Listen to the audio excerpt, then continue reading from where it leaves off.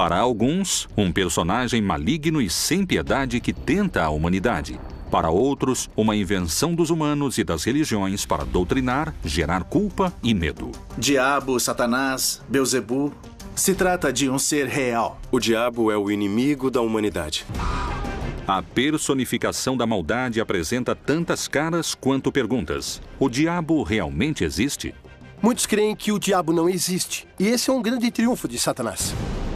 O mal não tem a proporção do bem. O mal é a ausência do bem. Há aqueles que garantem inclusive terem um pacto com ele. Satanás é o libertador da humanidade e do ciclo apocalíptico. O diabo, uma das figuras mais controversas da Bíblia. Ele tem ciúme de nós, ele tem inveja da vida que Deus nos deu, porque nós temos Deus dentro de nós. Nós temos a graça que possuímos através do batismo, e o diabo está sempre tentando nos destruir por causa disso. Há especialistas que afirmam a existência de evidências satânicas. O diabo vive entre nós? Depois do exorcismo, meu psiquiatra me disse: eu não tenho esse caso cientificamente. Pois Jesus lhe dizia: sai desse homem, espírito imundo. Por acaso, seriam Deus e o diabo a mesma pessoa?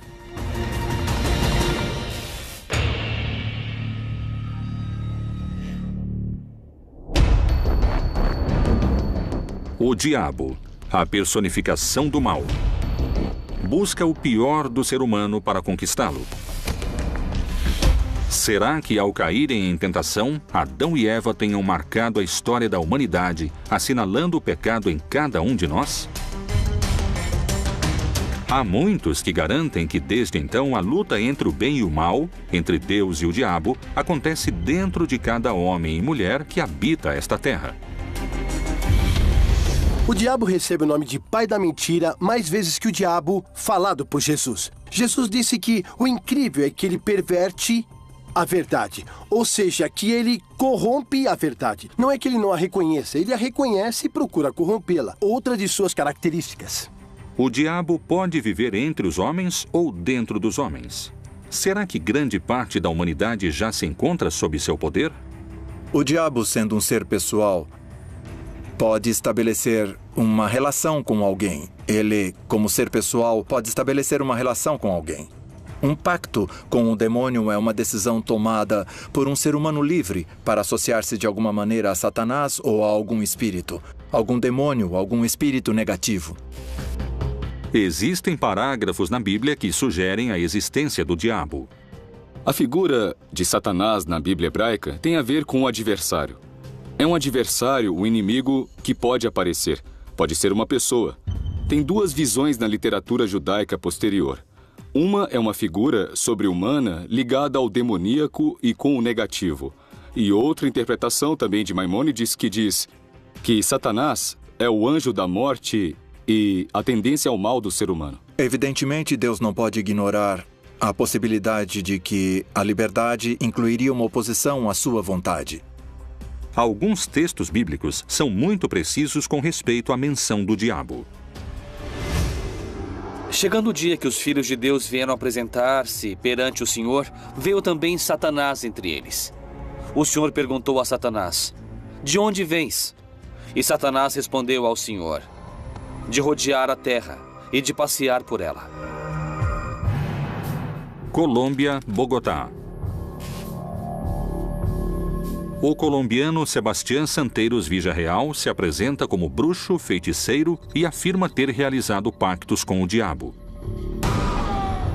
É santeiro, espiritualista, feiticeiro e trabalha com magia negra vodú.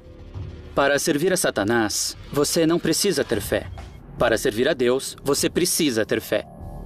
E a fé não tem argumentos dialéticos porque simplesmente se crê ou não se crê. Com Satanás, não. Porque quando você pede a Satanás, tudo o que se pede a Satanás ele te dá. Para fazer um grande ritual para Satanás, eu acendo uma vela vermelha, que significa a luz que o mesmo nos transmite. No altar, temos uma das colaboradoras ou colaboradores dele, porque é um anjo que é a Santa Morte. ela trabalha para Deus e trabalha para Satanás. Se Deus lhe dá uma ordem, ela cumpre. E se Satanás lhe dá uma ordem, ela cumpre. Tenho que ter os ornamentos ou hábitos correspondentes. E a água? A água eu jogo por todo o altar porque é uma simbologia, é limpeza. Então eu faço uma oração que eu leio na Bíblia satânica. Eu invoco a presença de Satanás, invoco a presença de alguns de seus servidores em espírito. E em algumas ocasiões eu o vejo ou ele me incorpora. Depois de cair em transe, eu volto ao normal e começo a executar durante a semana aquilo que ele me ordenou. E não se discute, se cumpre. Como existe a possibilidade de estabelecer uma relação com o ser humano, podemos nos abrir para estabelecermos um contato com Satanás. É triste, é dramático, é incrível, mas é possível. O diabo é invocado de diferentes maneiras, segundo a situação. Se uma pessoa está em perigo, ela pode invocá-lo. Se uma pessoa está contente, o invoca. Se está em um momento de agonia, o invoca. Se quiser fazer um pacto com Satanás, se quiser fazer um pacto com o que chamam de maligno, ele a escuta e vem ao seu socorro. Eu creio que o satanismo está te desviando do assunto. Por que adorar a Deus indiretamente se pode adorá-lo diretamente? Não é necessário ir pela via negativa. Posso ir pela via positiva. Deus é misericórdia, compaixão, bondade. Por isso eu não preciso adorar o lado escuro disso.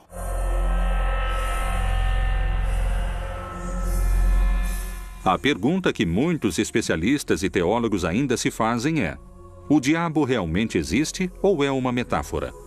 E se é uma metáfora, a quem Jesus se referiu como a encarnação do mal? No livro de Jó chama Satanás, ou o diabo, que quer dizer o adversário, o enganador, e é entendido na interpretação, sobretudo dos padres da igreja cristã, como um arcanjo que fora criado de maneira perfeita, um arcanjo iluminado que, apesar disso, assim como Adão o faria, deixa de amar a Deus por amar mais a si mesmo, caindo no orgulho e na rebeldia, e dessa maneira se separando de Deus. Na Bíblia vemos uma mensagem de Jesus: não te acuses a ti mesmo. Não nos esqueçamos que aquele que se acusa em hebraico se diz Satanás.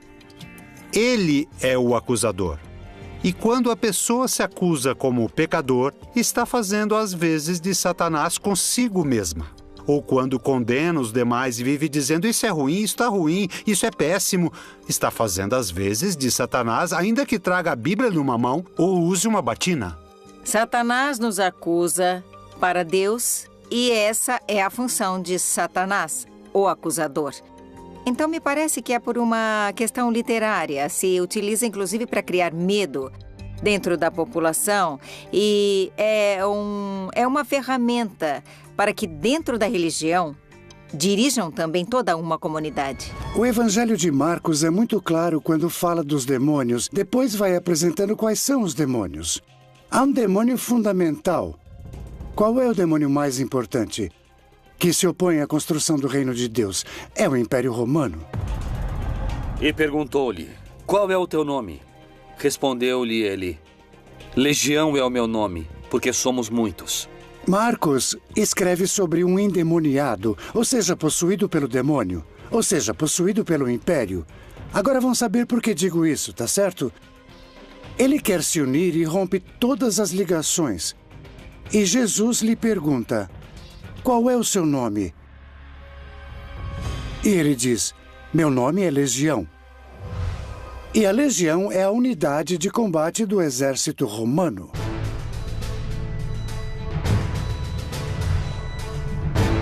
São muitos os que asseguram que o diabo existe e que, inclusive, se encontra mais perto do que alguns creem.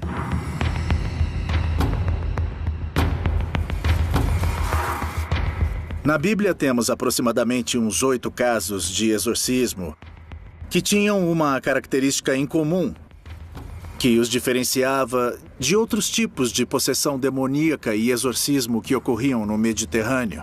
O contexto no qual aparecem os exorcismos na Bíblia tem uma clara conotação social e política.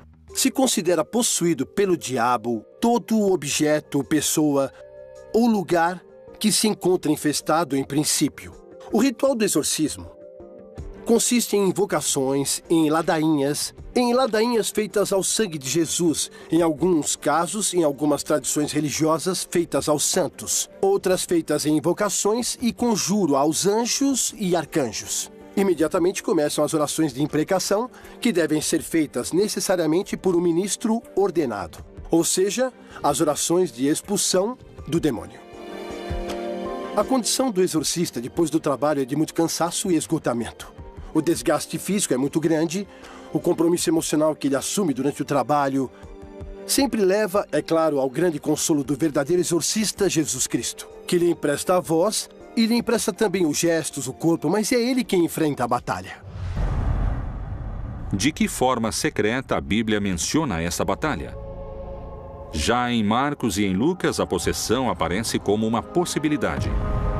Porque logo certa mulher, cuja filha estava possessa de um espírito imundo, ouvindo falar dele, veio e prostou-se-lhe aos pés. Os exorcismos são realmente um modo de combater e expulsar o diabo? Se é necessário expulsá-lo, isso é prova suficiente para pensar que o diabo existe? Santo sangue do Senhor, rogai sangue por santo nós. da Sagrada Igreja, Rogai por nós. Sangue santo da Sagrada Igreja, Rogai por nós. Santo sangue de misericórdia, Rogai por nós. Santo sangue dos auxiliadores da necessidade, Rogai por nós. Santo sangue dos filhos e filhas de Deus que nunca haverão de desonrar a sua vida. Rogai Que a presença de Deus, nosso Senhor Jesus Cristo, mostre a luz, mostre o caminho para você. Santo sangue do Senhor, eu ordeno que você saia desse corpo. Eu ordeno que você libere esse corpo. Livrai-o, Senhor, livrai-o dessa dor. Eu ordeno que você saia desse corpo.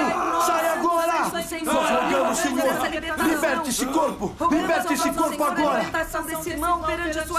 Você está bem, filho? Deus Pai, Ele te libertou. Que Jesus esteja contigo, meu filho. Os milhares de exorcismos realizados são provas suficientes da possível existência do diabo? Como se explica que a Igreja tenha sacerdotes exorcistas? O Papa Francisco, que alguns dizem nunca ter feito um exorcismo, nós acreditamos que sim, que ele já fez. Já fez pelo menos uma oração de libertação muito forte. Se o diabo não existe, como e de que maneira explicaríamos os exorcismos? A pessoa tem que estar convencida de que isso acontece. Se a pessoa não crê, é muito difícil funcionar. Na maioria dos casos, é sugestão. Eu deixo a porta aberta a algumas exceções que podem conter alguma força muito profunda. Mas essas são exceções, não é o cotidiano. É uma maneira de exercer domínio, porque naturalmente, se o demônio é algo real que está no seu corpo, e se existe alguém que pode tirar esse demônio, naturalmente essa também é uma maneira de exercer poder. A quantidade de exorcismos que eu já dirigi em minha vida passam dos 1.200. Porque as possessões são mais frequentes do que se supõe. Com as questões do exorcismo, temos que ter muito cuidado, porque são seres humanos que estão sofrendo e dos quais os líderes religiosos se aproveitam muitas vezes para tirar algum proveito próprio dessas situações. Por que seguimos duvidando de sua existência se a Bíblia fala do diabo com tanta clareza? Este personagem diabólico se encontra desde a gênese da criação até a batalha final mencionada no Apocalipse. Quais são os argumentos e por que alguns acreditam que o Todo-Poderoso e o Maligno poderiam ser a mesma pessoa? Deus e o diabo seriam duas faces da mesma moeda?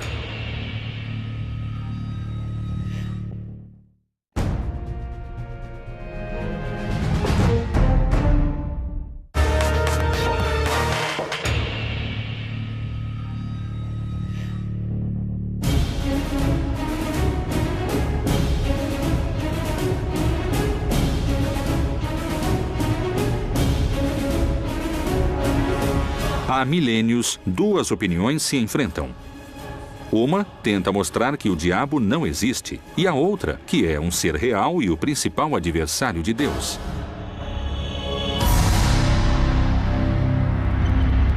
Mas, além dessas duas opiniões, há um terceiro grupo que discorda de ambos e abre um novo debate. Ele sustenta a teoria de que Deus e o diabo são dois lados que respondem a um mesmo interesse. No Antigo Testamento, acredita-se que de Deus vinha a ira e a bondade.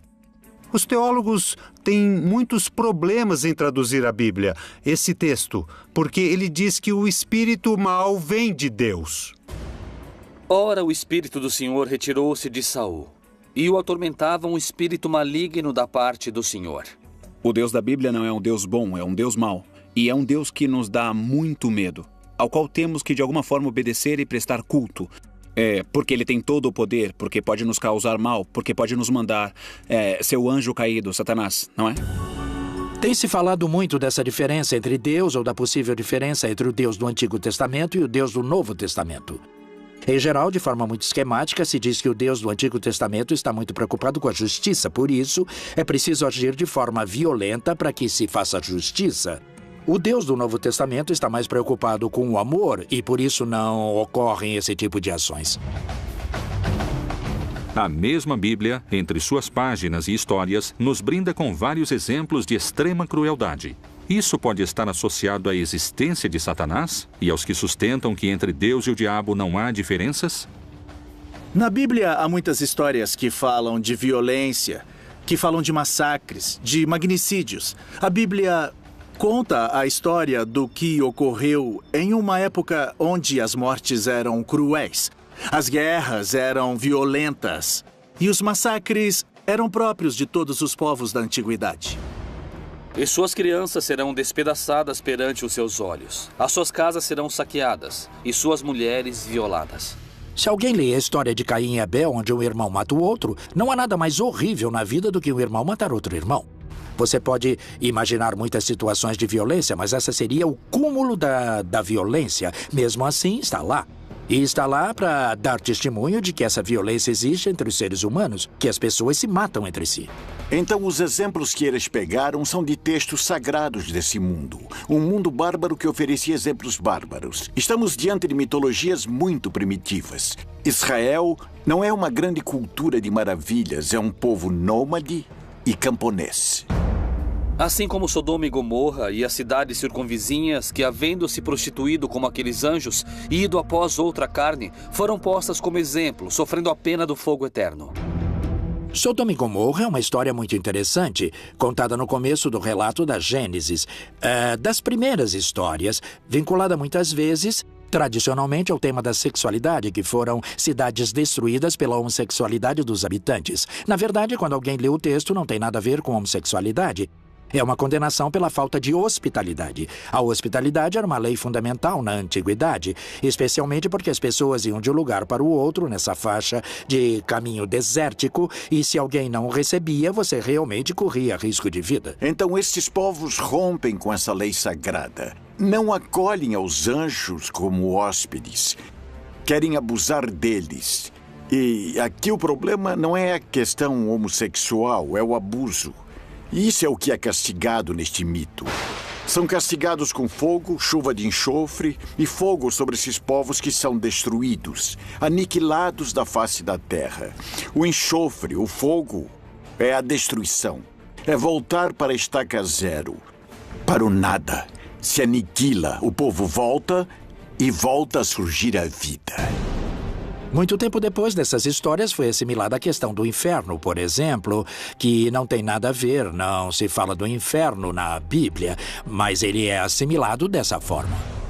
Será que Deus pode ter tido essas condutas malignas que parecem pertencer ao universo do diabo?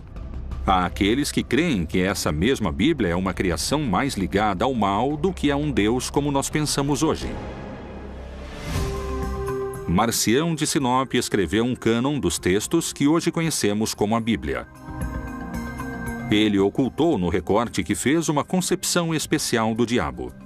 Marcião é um gnóstico cristão que considerava que o Deus que criou o mundo material e que fez ao homem e aos povos da terra tem que ser um Deus malvado, precisamente porque a matéria está identificada com o mal. Bom, na verdade, a apresentação do movimento das luzes e sombras no texto bíblico já a encontramos em Gênesis, que no princípio havia a escuridão e que a primeira ação de Deus na criação foi dizer que haja luz.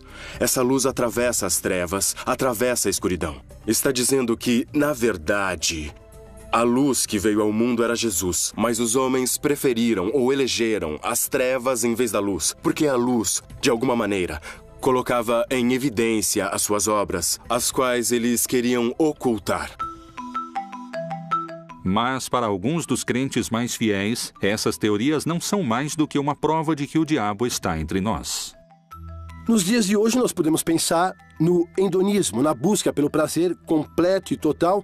Isso tudo sem visar a transcendência, a vida, a verdade tomada como útil. Tudo isso são tentações do diabo, presentes não somente no privado e particular, mas também na vida pública. Porque a influência pública do diabo quer que se demore o nosso, o nosso caminho rumo à fraternidade, rumo à união entre os seres humanos. Quando um batizado tem em si a marca de Cristo e vive ou tenta viver em graça, não pode ser invadido pela força que se opõe a Cristo. Cristo já venceu o demônio.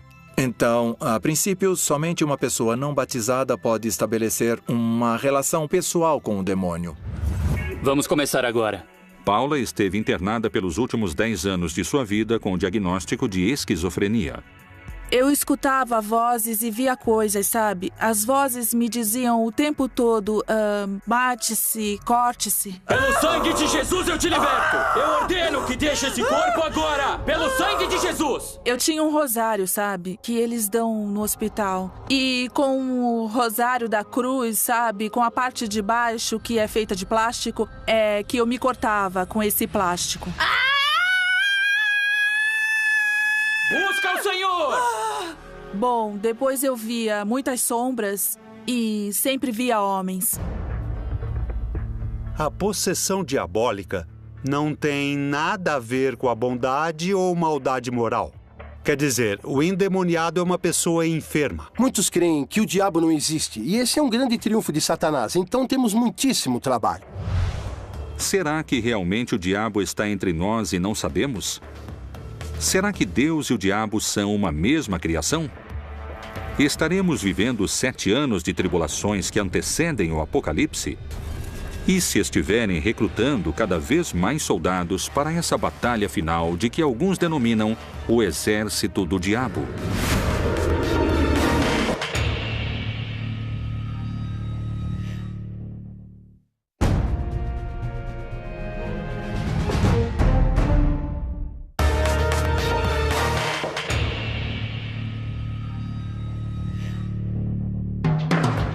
O diabo, um anjo caído que quer ocupar o lugar de Deus? Como ele poderia alcançar seu objetivo? Quais são as evidências e posturas que asseguram que o diabo teria criado seu próprio exército? Eu acredito que o diabo somos nós mesmos. O diabo é a maldade que encarna na gente. O diabo é uma configuração que pode ter expressões muito claras, um personagem nefasto da humanidade. O diabo engloba muitos. Não se trata de um só, já que são muitos, milhares de milhares, visto que era um arcanjo, um anjo superior, que seria Lúcifer com todos os seus seguidores que acabaram condenados. Alguns levam sua teoria mais além e creem que o diabo preparou um exército e está escondido esperando o começo dessa batalha final. Com esse exército maligno, o Agramon representa um demônio maior, que é o demônio do medo. Existem demônios menores que, por sua vez, os servem. São demônios intercessores. Não esqueçamos que a corte satânica tem a sua hierarquia. E não é que eles perderam a hierarquia que conservavam no céu. Ou seja, entre os demônios há os querubins, os serafins, as potestades, cada um com seu grau de maldade. Podemos mencionar também Adriel, que é o demônio da morte, o demônio da lua, o demônio da noite. Adriel, para nós, como esse demônio terrível, o da morte, está representado em Hitler. Ele trouxe o inferno para a Terra, mostrando os setores do inferno. Mas onde? Os campos de concentração são um exemplo muito claro de que essa destruição havia sido inspirada por alguém. Hitler encarna o pior da condição humana. Mas dizer isso, às vezes, é tirar a responsabilidade dos seres humanos. Temos a capacidade de escolher entre, como diz no livro de Deuteronômio, eis que ponho diante de ti a vida ou a morte, a bênção ou a maldição. Escolhe a vida para que vivas. O céu e a terra tomam hoje por testemunhas contra ti, de que te pus diante de ti a vida e a morte, a bênção e a maldição. Escolhe, pois, a vida, para que vivas tu e a tua descendência. A pessoa tem que escolher para qual caminho quer direcionar sua vida. Se está trabalhando pela justiça, pela paz, pela compreensão, ou oposto pelo ódio, pela violência, pela maldade. Eu acho que, às vezes, nas histórias você tem que tomar decisões. Mas os demônios mencionados na Bíblia também levaram os especialistas a darem explicações diferentes. Bem como algumas mulheres que haviam sido curadas de espíritos malignos e de enfermidades, Maria, chamada Madalena, da qual tinham saído 7 demônios. Lucas nos diz que Jesus expulsou 7 demônios. É o dado que nos dá o Evangelho de Lucas. Então isso quer dizer que 7, na simbologia semítica, é a plenitude. Aqui falamos de demônios, ou seja, desfeito. Quando ela encontra Jesus, está fora do eixo. Não se sabe quem é essa mulher. Muito bem, quem são os demônios? Os demônios são os obstáculos que se opõem a um determinado tipo de projeto.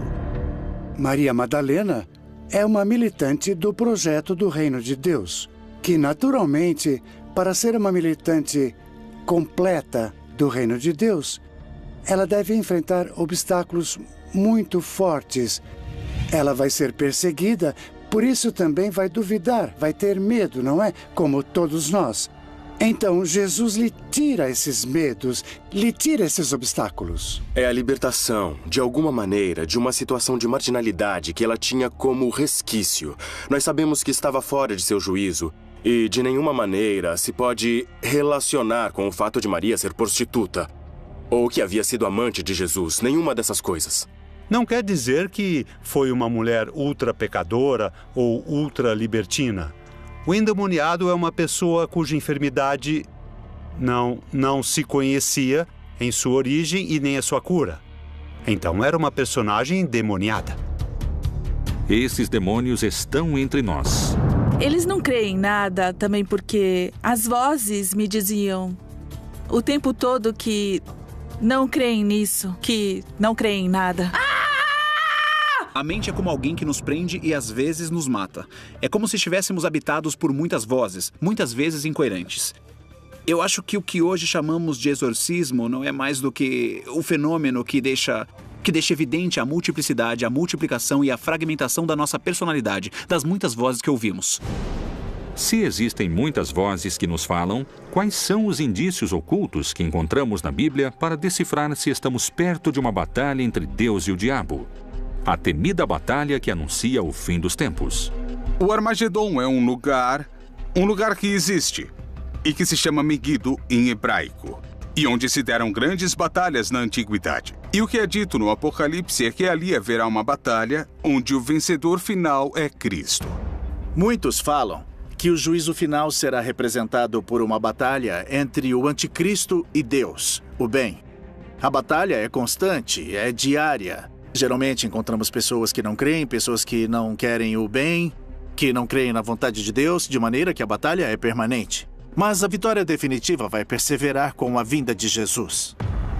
Nesse tempo, muitos hão de se escandalizar e trair-se uns aos outros, e mutuamente se odiarão. Bom, existe uma batalha e um confronto permanente. O final não é bem no sentido de último, mas final no sentido daquilo que dá significado e sentido às coisas. O juízo que Deus estabelece contra alguns, e que não é uma batalha, ainda que se ache anunciado em todo o Apocalipse uma batalha dos maus, digamos, de Satanás e de seu exército contra Deus, na verdade essa batalha não existe porque Deus não precisa lutar. Mas para que exista uma batalha, deve necessariamente existir 2 grupos.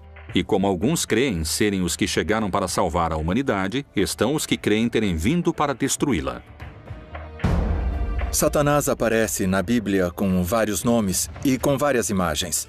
Nós o conhecemos desde a serpente que aparece em Gênesis, até com os seus outros nomes, o diabo, o demônio, Satanás, Beelzebu. Todas essas seriam indicações de um mesmo personagem, do pai da mentira. A luta entre o bem e o mal, entre a tentação e a obediência, entre o pecado e a salvação, é tão antiga quanto a própria vida. Como e desde quando se constrói essa figura do diabo? Por que o mal e o diabólico respondem a tantos nomes?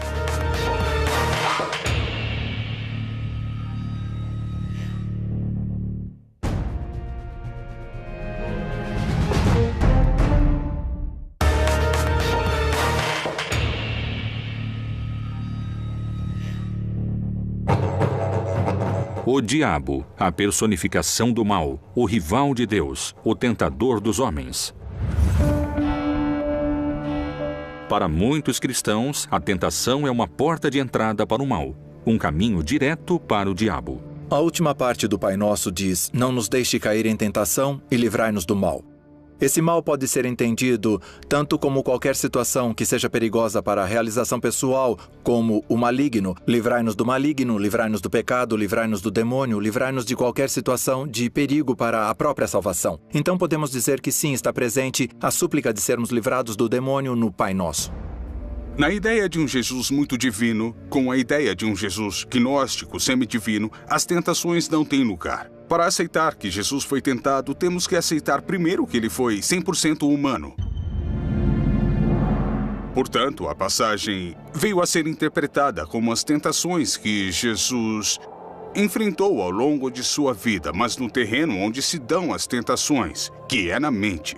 Jesus teve que escolher, por isso passou 40 dias no deserto, entre ser um Messias conforme as profecias de Isaías, desprezado, ignorado, traído e assassinado, ou inclinar-se para a vaidade do reconhecimento mundial e ao arrebatamento do poder e das riquezas.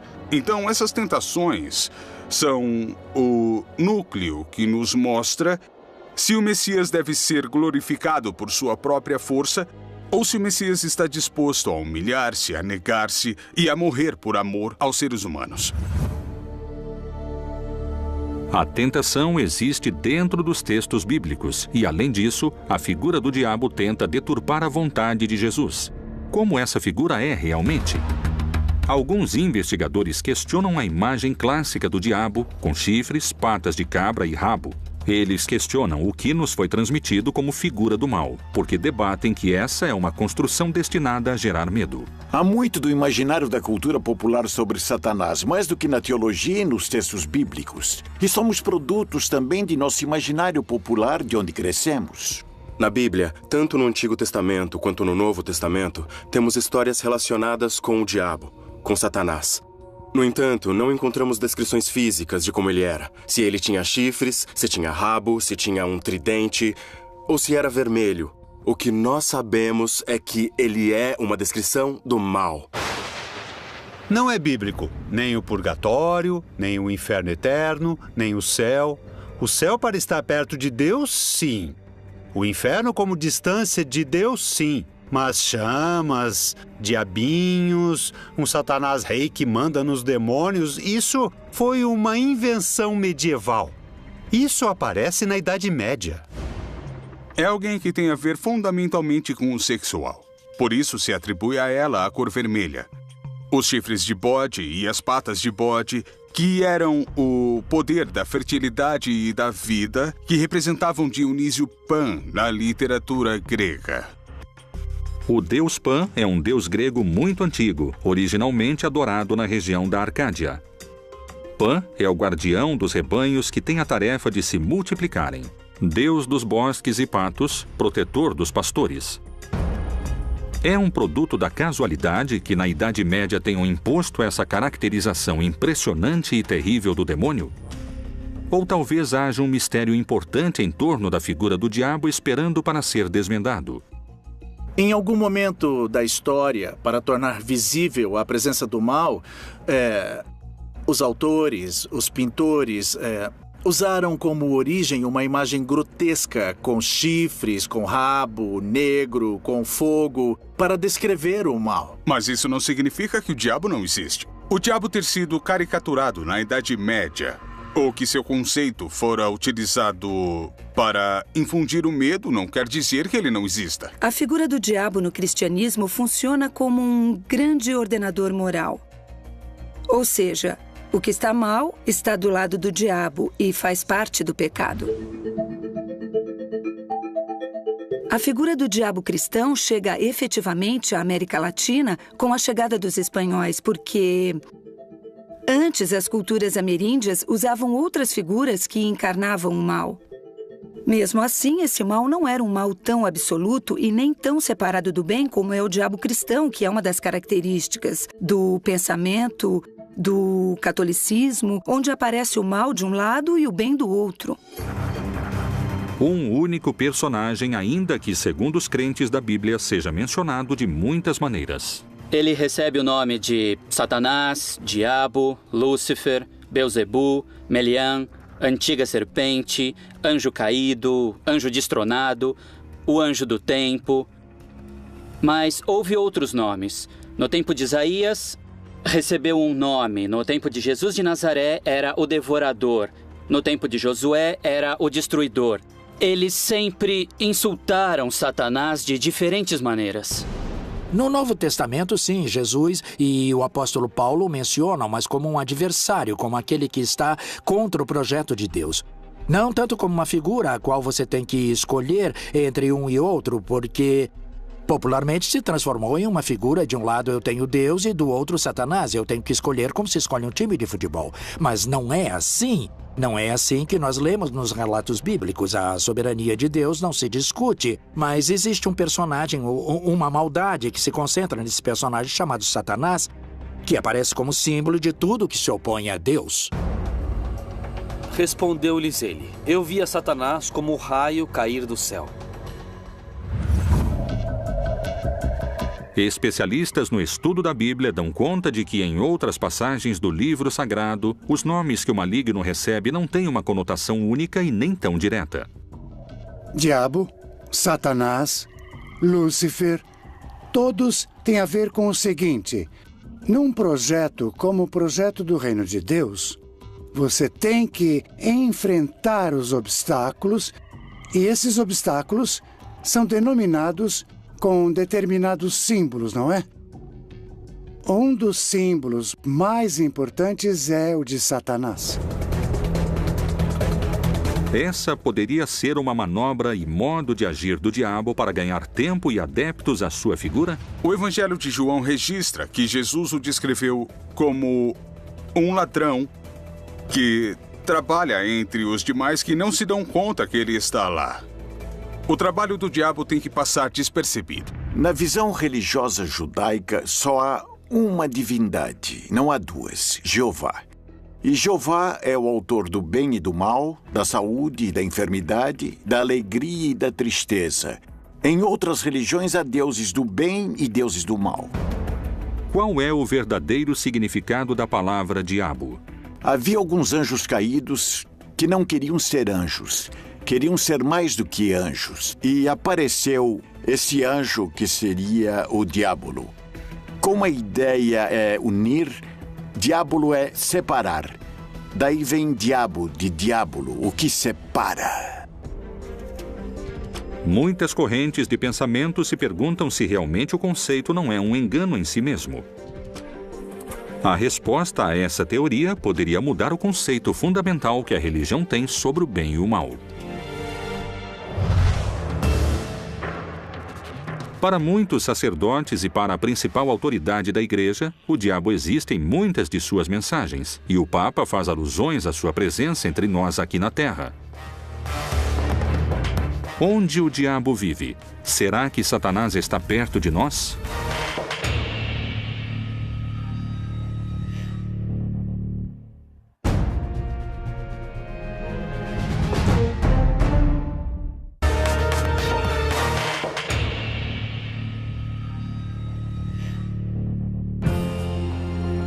O líder da Igreja Católica manifesta que a presença do demoníaco Satanás é real.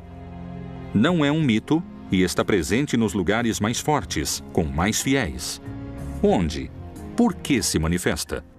Com toda certeza, o diabo ataca a quem ele sente que lhe escapa. Ele não vai atacar aquele que é de sua propriedade ou alguém que está morto e que não escolheu um lado.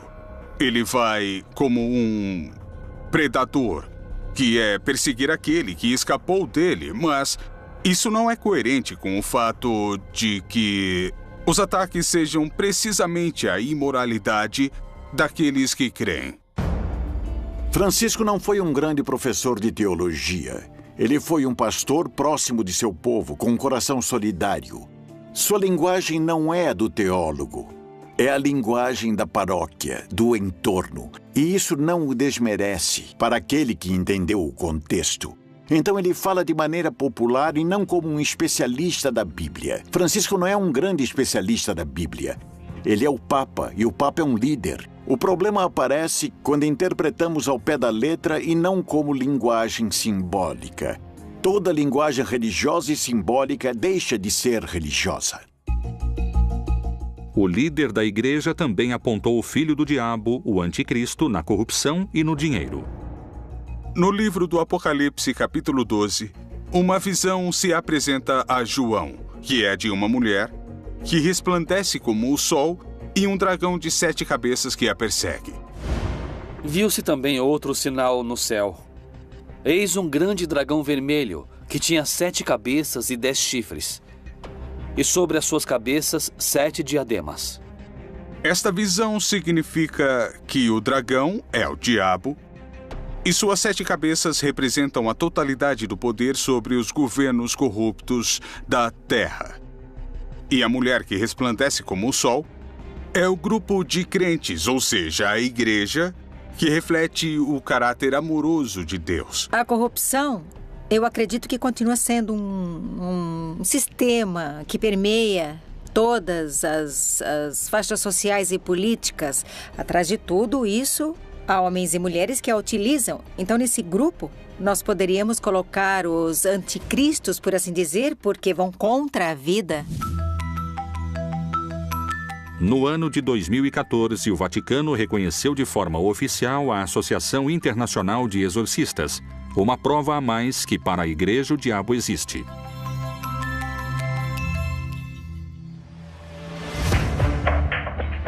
O diabo, para alguns, é uma presença maligna.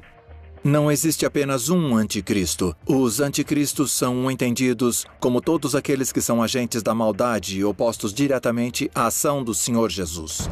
Para outros, é o mesmo Deus. Satanás é a divindade, a contraparte do suposto Deus bom.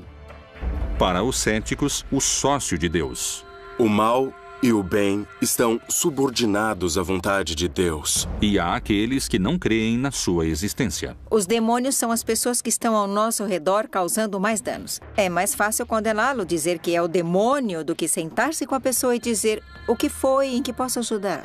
O diabo é um instrumento para que o homem possa, enquanto está na história, decidir se quer amar ou não quer amar. Mas Deus é todo-poderoso e o diabo, para ele, não representa nenhum inimigo real.